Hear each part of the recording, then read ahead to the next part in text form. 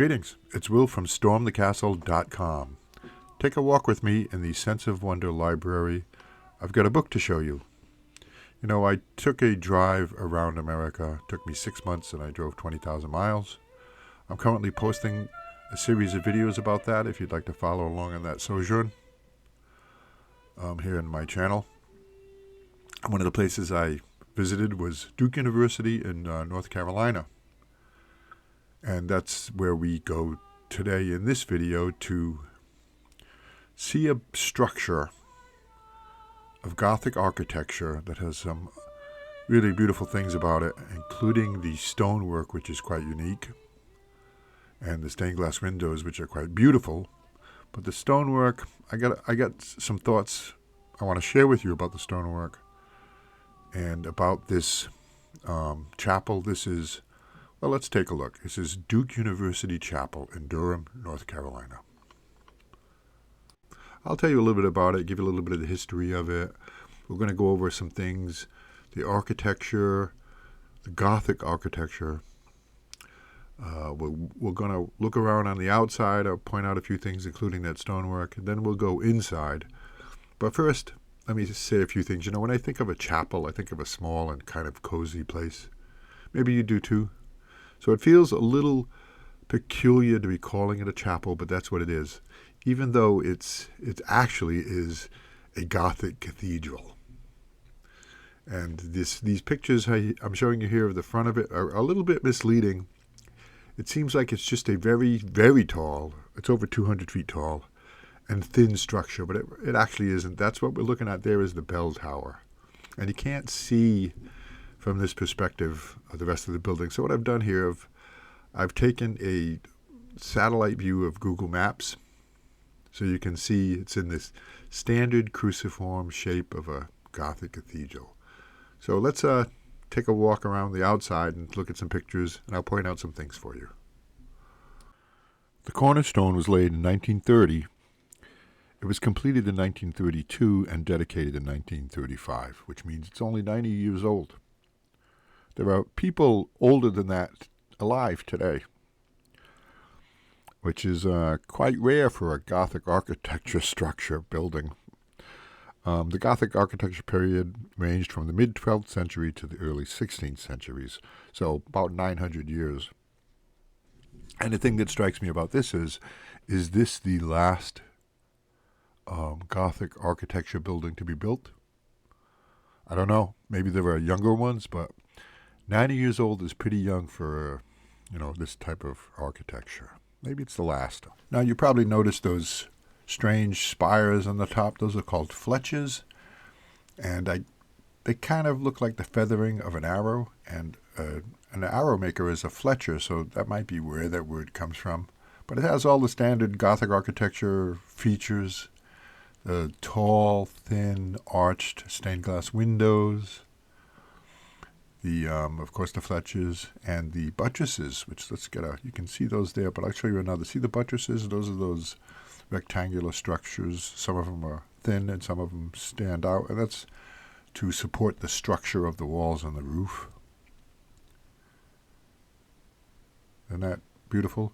And now I also want to talk about the stone. Now, there's something really special about this stone, and it makes me think there's only one place in the world where this stone is gotten. They derived it from, and they're still getting it from a quarry about 12 miles away. And that brings up an interesting thing for me when it comes to the world, structures, architecture, stone buildings. There's a feeling, you travel enough, you get these feeling that different places in the world have a feeling. And I think I don't know how to describe it. It's maybe like a zeitgeist. And I think it's really wonderful that even though it makes sense to save money, time, work, and effort to source a cathedral or a stone structure, source all that stone locally, it's much more efficient. It also gives a local feeling that's hard to describe. That that the earth is poured right into the building. I don't know how else to say it. The local earth, the feeling of the local earth is just maintained in that building. So I think that's another benefit that's not really thought about much when it comes to building a structure like this. If you get this stone from 100 or 1,000 miles away, you're displacing something. But if you get it from local sources, then the reverence to the earth and the local zeitgeist maintains. And the stone is really unusual. I looked it up, and I do have some stats about it. I think they actually might just call it Duke stone. And it comes in 17 shades of colors, from a rust orange to a slate gray. There's blues and browns and grays and ochres in it, and that's quite wonderful.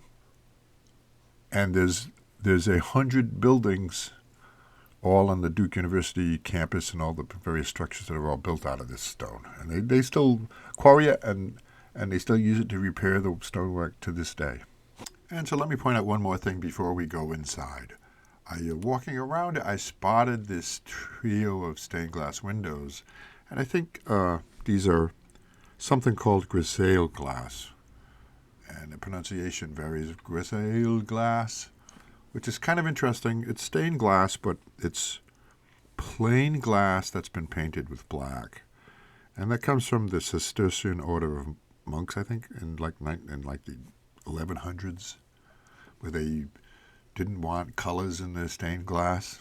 It's kind of interesting. This particular one's, I don't know how old they are, but it is possible that they're pretty old and they've been put into the chapel. I really love these. We think of stained glass as stained glass, but there's actually a lot of different types of stained glass. So that's it. Let's go inside and take a look at the beautiful inside of this structure.